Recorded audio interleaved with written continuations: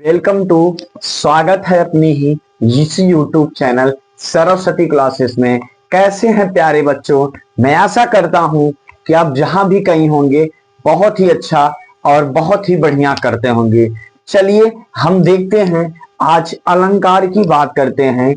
UP board class 10th कक्षा 10 की हिंदी का जो व्याकरण है हमारा, अलंकार से जो रिलेटेड क्वेश्चन आएगा, चलिए हम देखते हैं आज अलंकार क्या है प्यारे बच्चों।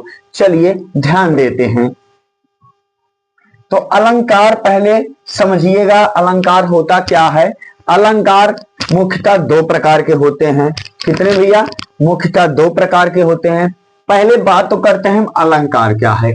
अलंकार काव्य की शोभा बढ़ाने वाले, काव्य की शोभा बढ़ाने वाले उपकरणों को अलंकार कहते हैं। चलिए देखते हैं क्या है कि काव्य की शोभा बढ़ाने वाले उपकरणों को अलंकार कहते हैं। यानी शोभा बढ़ाता है किसकी भैया? जिस प्रकार आभूषण से लोग एकदम गहनों से सज ढंग जाते हैं, तो ठीक उसी प्रकार ये अलंकार भी हमारा दर्शाता है। तो जैसे बात करते हैं, पहले ये समझते हैं कि भाई ये अलंकार, ये मुख्यतः ये मुख्य रूप से कितने प्रकार के होते हैं? दो प्रकार के होते हैं। मुख्य रूप से अलंकार दो प्रकार के होते हैं भी हमने बताया, जिसका नाम लेते हैं अर्थालंकार और शब्दालंकार। यानी शब्दालंकार पहला, दूसरा अर्थालंकार। शब्दालंकार जान लेते हैं क्या होता है। शब्दालंकार वे अलंकार होते हैं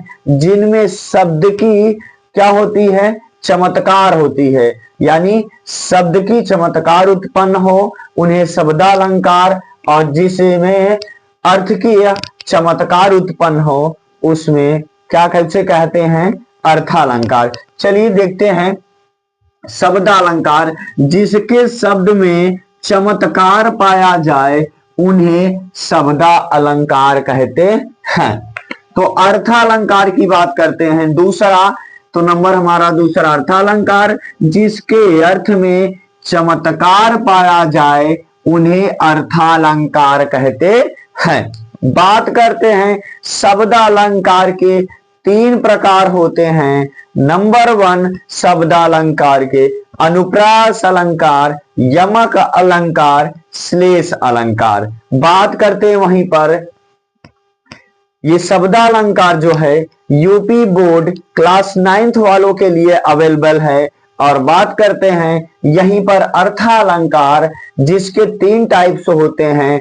उपमा अलंकार, रूपक अलंकार, उत्प्रेक्षा अलंकार। ये तीनों कक्षा 10 के यूपी बोर्ड के लिए क्या भैया? अवेलेबल हैं। तो बात करते हैं जिन प्यारे बच्चों को यूपी बोर्ड क्लास 10th का एग्जाम देना है वो पढ़ेंगे अर्थालंकार, और जिन प्यारे बच्चों को 9th का एग्जाम देना है वो पढ़ेंगे अपना शब्दालंकार। आज हम अलंकार में पूरा बात करने वाले हैं प्यारे बच्चों। चलिए देखते हैं पहला नंबर हमारा क्या है? शब्दालंकार। तो शब्दालंकार के पहले टॉपिक्स की बात करते हैं। किसका नाम है? जो अनुप्रास अलंकार है। तो अनुप्रास अलंकार में चलिए परिभाषा जानते हैं क्या होता प्यारे बच्चों। जहां पर एक ही वर्ड की आवृत्ति बार बार होती है, जहां पर एक ही वर्ड की आवृत्ति बार बार होती है, वहां पर अनुप्रास अलंकार होता है। तो चलिए उदाहरण समझते हैं। जैसे हमारा उदाहरण है क्या प्यारे बच्चों?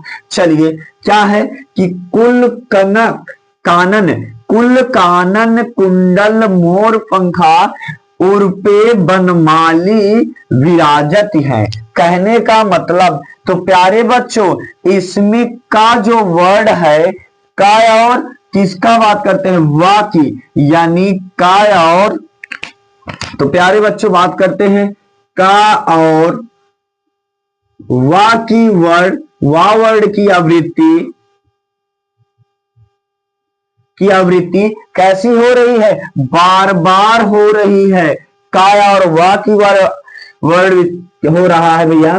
जैसे का हो गया, इसमें भी का हो गया, इसमें भी का, तो इनकी वर्ड की आवृत्ति क्या हो रही है? बार बार हो रही है इस पंक्ति में। और इनमें क्या हो रहा है? वा की आवृत्ति बार बार हो रही, इसलिए यह क्या है, अनुप्रास अलंकार है। बात करते हैं यमक अलंकार, जहां पर एक ही शब्द की आवृत्ति दो या दो से अधिक बार हो। क्या हो प्यारे बच्चों, जहां एक शब्द की, वहां पर वर्ड की आवृत्ति थी, यहां हम किसकी बात करेंगे, शब्द की। शब्द की आवृत्ति दो या दो से अधिक बार हो तो वहां पर यमक अलंकार होता है। चलिए देख लेते हैं यमक अलंकार का उदाहरण क्या है प्यारे बच्चों। तो बात करते हैं कनक कनक ते सव गुनी मादकता अधिकाय वा खाए, क्या है, बौराय जग या पाए बौराय। तो प्यारे बच्चों इनमें वर्ड्स की बात हो रही है, शब्द की आवृत्ति, अगले में वर्ड की आवृत्ति हुई, इसमें हो गई शब्द की आवृत्ति। तो ये कनक कनक कितनी बार आ रहा है, दो बार आ रहा है। तो यहीं पर बोला गया दो से अधिक बार होते हैं। तो कहां होता है भैया, इसमें कनक कनक ते सौ गुनी मादकता अधिकाय, इसलिए क्या हो गया भैया, तो ये हो गया आपका यमक अलंकार हो गया। चलिए हम देखते हैं अब हमारा अनुप्रास अलंकार, दूसरा यमक अलंकार। अब देखते हैं श्लेष अलंकार। चलिए श्लेष अलंकार देखते हैं क्या होता है। हम बात करने वाले थे श्लेष अलंकार, तो श्लेष अलंकार देखते हैं जो हमारा शब्द अलंकार के भेद में से तीसरा नंबर था।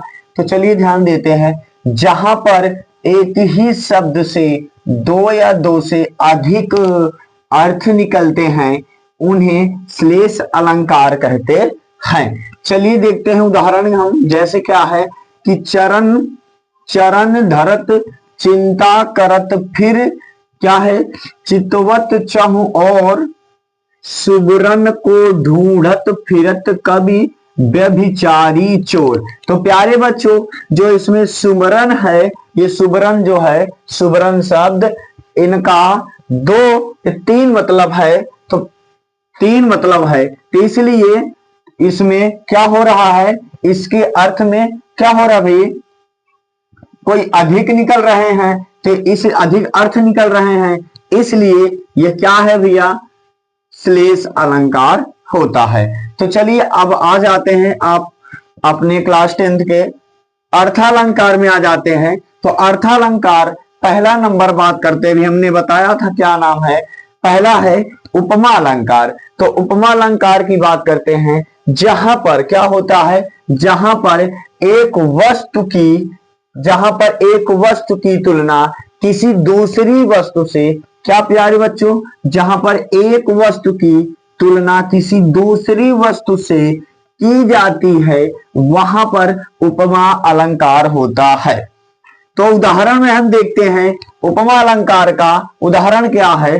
तो बात करते हैं पीपर पात सरिस मन डोला। तो इसमें क्या हो रहा है भैया, एक वस्तु की तुलना किसी दूसरी वस्तु से क्या किया जा रहा है, तुलना की जा रही है, इसलिए यहां पर कौन सा अलंकार, उपमा अलंकार। बात करते हैं रूपक अलंकार की, दूसरे नंबर रूपक अलंकार की। तो रूपक अलंकार क्या है, तो प्यारे बच्चों जहां उपमेय में क्या बोलते हैं, जहां उपमेय में उपमान का क्या किया जाए, भेद रहित आरोप किया जाए, वहां पर कौन सा अलंकार होता है, रूपक अलंकार होता है। जहां उपमेय में उपमान का भेद रहित आरोप किया जाए वहां पर क्या किया जाता है, रूपक अलंकार होता है। तो प्यारे बच्चों उदाहरण देखते हैं हम, चरण कमल बंदो हरिराई। तो इसमें क्या हो रहा है, इनका भेद रहित आरोप किया जा रहा है, चरण कमल बंदो हरिराई। तो क्या हुआ, इसलिए ये रूपक अलंकार हुआ। बात करते अर्थालंकार के तीसरे नंबर की, जिनका नाम है उत्प्रेक्षा अलंकार। इसमें यह होता है कि जहां उपमेय में उपमान की क्या संभावना प्रकट की जाती है, जहां उपमेय में उपमान की संभावना, जहां उपमेय में उपमान की संभावना क्या की जाए भैया, की जाए वहां पर उत्प्रेक्षा अलंकार होता है। तो उदाहरण बात करते हैं। उदाहरण हमारा है सोहत ओढ़े पीत पट श्याम सलोने गात। इसमें क्या हो रहा है, उपमेय में और उपमान की कैसी हो रही है, कामना की जा रही है, यानी संभावना प्रकट की जा रही है। तो इसलिए प्यारे बच्चों ये क्या हुआ आपका उत्प्रेक्षा अलंकार। तो ये चैनल पर नए हैं तो चैनल को सब्सक्राइब कर लीजिएगा और बेल आइकन को दबाना मत भूलिएगा। और तो और प्यारे बच्चों आप सबका यूपी बोर्ड एग्जाम आ गया है, आप अपना तैयारी करना शुरू कर दीजिए, क्योंकि अब मंजिल कहीं ज्यादा दूर है नहीं, मेहनत करना शुरू कर दीजिए। चलिए मिलते हैं हम अगले नेक्स्ट वीडियो में, तब तक के लिए जय हिंद।